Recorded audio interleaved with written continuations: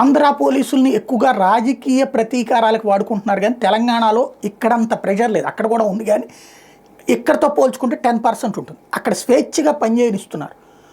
అలాంటి సందర్భంలో పట్టపగలు ఒక హత్య అనేటటువంటిది ఒక సవాల్ విసిరినట్టు, అది కూడా రౌడీ షీటర్ హత్య అన్నటువంటిది నాంపల్లి పోలీస్ స్టేషన్ పరిధి ఎంఎన్జే క్యాన్సర్ ఆసుపత్రి ముందు జరిగినటువంటి మర్డరు.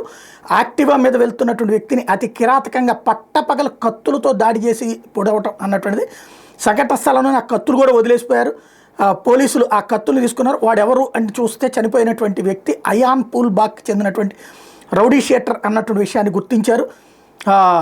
ఏదైతే 5 వ్యక్తులు కాపు కాసి వెంటాడి అయాన్ని కత్తులతో పొడిచి పరారైనట్టుగా చెప్తున్నారు స్థానికులు. దీంతో పెద్ద సంచలనం అవుతోంది. ఇలాంటి సంఘటనలు మళ్ళీ పునరావృతం కాకుండా చూడాల్సిన బాధ్యత లా అండ్ ఆర్డర్. పట్టపగలే హైదరాబాదులోనే అంత నడి బొడ్డున మర్డర్ జరిగితే కళ్ళెదురుగుండా చూసేటటువంటి పరిస్థితి వచ్చిందంటే సరైన పద్ధతి కాదు.